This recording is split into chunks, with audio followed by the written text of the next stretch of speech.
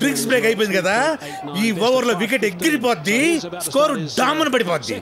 మన బెట్టింగ్ 10,000. ఏంటో ఇది బిర్యానీలో బొద్దింగ్ వచ్చింది. అవునా, మా హోటల్లో బొద్దింగ్ ఉండవే, మిడతలు ఉంటాయి, చూస్తాను అయ్యే బాగుంటాయి. ఏ ఓవర్ లో వికెట్ పడిపోద్దో, ఏ ఓవర్ లో 6 కొడతారో మనం ముందే ఊహించగలం. అదే మన 6th సెన్స్. డబ్బు గురించి నువ్వు ఆలోచించుకో, అది ఎప్పుడు మన బ్యాక్ ప్యాకెట్ లో ఉంటది.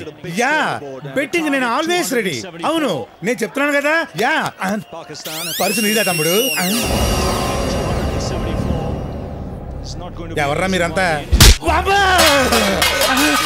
ఆ కడపోడు ఏడ్నే ఉంటాడని చెప్పారు, ఎక్కడ రావాడు? డబ్బు కోసం ఎంత రిస్క్ చేయాల్సిన అవసరం నీకేమొచ్చింది?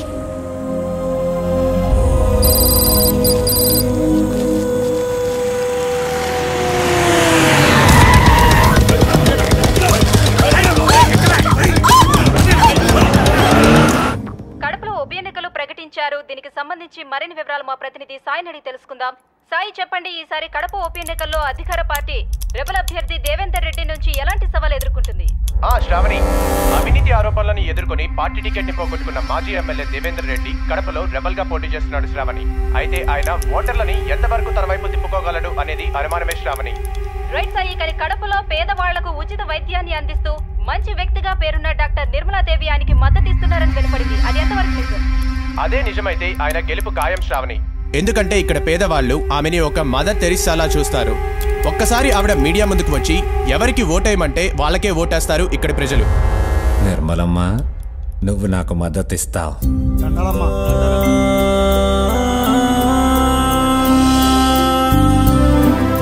అన్నా అన్నా, ఆకలిస్తుందన్నా, తినేదానికి ఏదైనా పెట్టన్నా ప్లీజ్ అన్నా.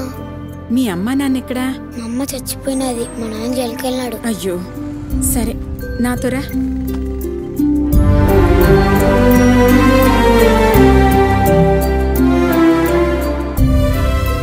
లక్ష్మమ్మ, ఇక నుంచి వీడు మన దగ్గరే ఉంటాడు. అట్నే అమ్మా. దండాలమ్మా. దండాలమ్మా. Good morning ma'am. హలో, ఏం డాక్టర్ అమ్మా? ఎవరండి? దేవేందర్ రెడ్డి. చెప్పండి, ఏం కావాలి? ఈ బై ఎలక్షన్ లో నాకు నీ మద్దతు కావాలి. ఈ రాజకీయాలు నాకెందుకు బాబు, నేనేదో వైద్యం చేసుకునే సామాన్యురాలిని. నీ చేతిలో స్టెథోస్కోప్ తప్పిస్తే చిల్లి గవ్వలేదన్న సంగతి నాకు తెలుసు, ఆ జనానికి తెలుసు. అందుకే నిన్న ఆకాశానికి ఎత్తేస్తా ఉండారు.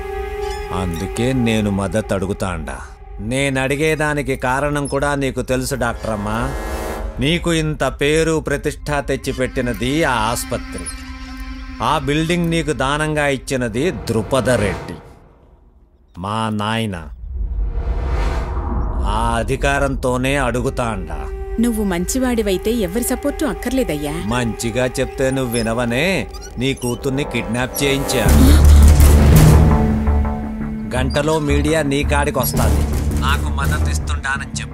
లేకపోతే నీ కూతురు బాడీ నీ ఇంటికాడికి వస్తుంది. ఫీడ్ చేసుకో. మేడం, మీరు దేవేందర్ రెడ్డికి సపోర్ట్ చేస్తున్నారా?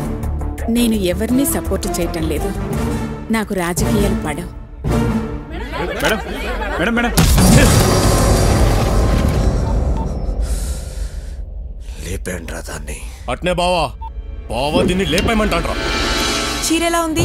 కలర్ నాకు బాగా నచ్చింది, కాస్త బార్డర్ ఎక్కువైతే బాగుండేది. ఏమంటారు? ఏందైతే నిన్ను కిడ్నాప్ చేసినాము, చంపబోతాండాం. మీ అమ్మాయేమో అట్ట చెప్పినది, నువ్వేమో చీర గురించి మాట్లాడతాండా. అసలేందే మీ ధైర్యం? నా ధైర్యం ఏంటి కాదు, ఎవరు అని అడగాలి. ఎవరో తెలుసా? సత్య, మా అన్నయ్య.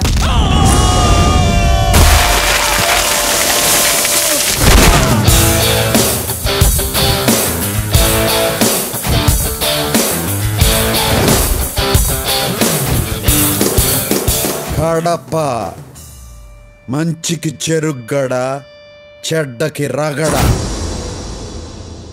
ఆయనతో కాసేపు మాట్లాడాక అందరు ఏమంటారో తెలుసా? అస్సలు నువ్వు ఏడుండాల్సిన కాదు భయ్యా. నమస్తే. రైతులకు కూడా లాభం రావాలి కదా. నువ్వు సూపర్ భయ్యా. అన్న ఏడుండాల్సిన కాదురా. కానీ ఇక్కడే ఉంటున్నారు, ఎందుకో తెలుసా? మా కోసం. ఆయన అనాథగా ఉన్నప్పుడు చేర తీసిన మా అమ్మ కోసం. ఆయనకు నేనంటే ప్రాణం. చెల్లెలికి ఓ మంచి సంబంధం తీసుకొచ్చా.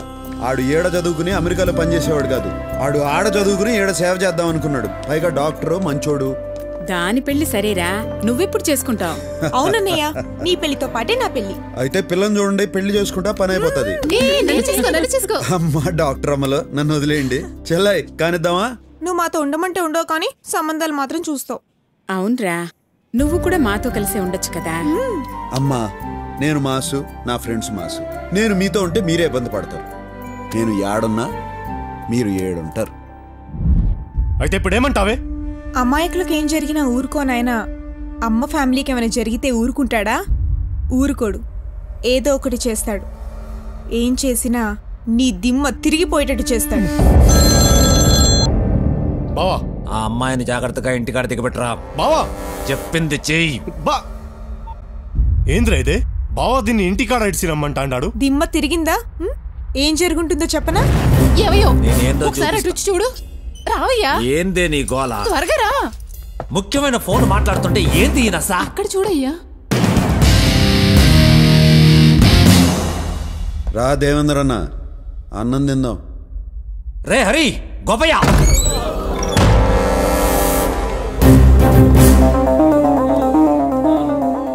వాళ్ళందరూ తిన్నారు, నువ్వు ఒక్కడవే తినలా. నువ్వు కూడా తిందువు గాని కూర్చో.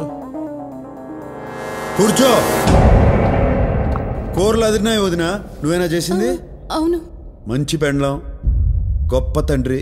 అంత గొప్ప ఆయన కడుపును పుట్టి నువ్వేంద్రా ఎట్టా తయారైనావు? నిన్ను మెట్టుతో కొట్టాలా? నువ్వు ఇలా చేసిన పనికి ఈ పాటికి నీ ఫోటోకి దండేసేవాళ్ళు నీ వాళ్ళు. ఎందుకు ఊరుకున్నానో తెలుసా? నువ్వు ఆయన కొడుకు కాబట్టి. మీ వాడికి ఫోన్ చేయి.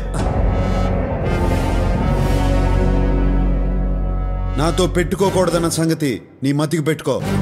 నాతో రగడ పెట్టుకుంటే నువ్వు మగాడన్న సంగతే మర్చిపోతావు.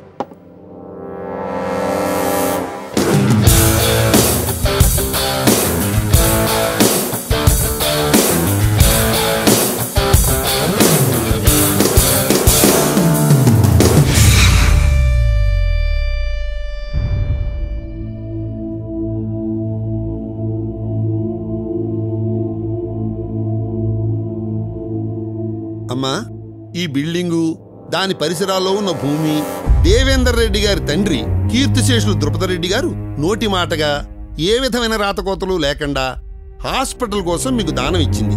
దీని మీద సర్వహక్కులు వారసత్వ చట్ట ప్రకారంగా వారి కుమారుడైన వీరికే చెందుతాయి. కాబట్టి కోర్టు ఆర్డర్ ప్రకారంగా మీరు 3 నెలల్లో ఈ పరిసరాలు ఖాళీ చేసి వెళ్ళాలి.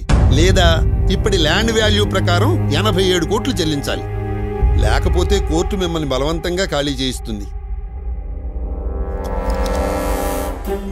ఎంతో మంది పేదవాళ్లకు సహాయపడుతున్న ఈ హాస్పిటల్ తీసేస్తే వాళ్ళంతా ఏమైపోతారో. వాళ్ళు నువ్వు కలిసి బజారు పడండి. బజారు ఏంటి బాబు ఇది?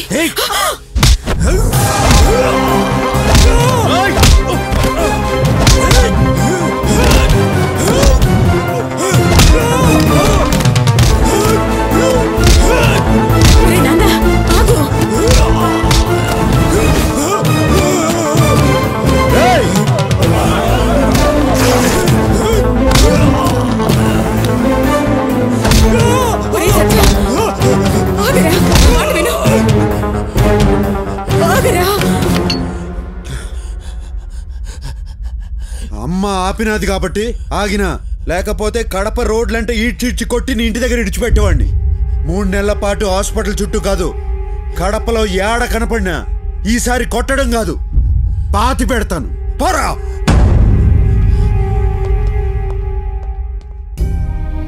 అమ్మా, డబ్బు సంగతి నేను చూసుకుంటా. ఈ ఆసుపత్రి ఆడకే పోదు, ఎప్పటిలాగే నడుస్తుంది. ఇది నా మాట. బయట సెక్యూరిటీ లేకుండా చూడండి.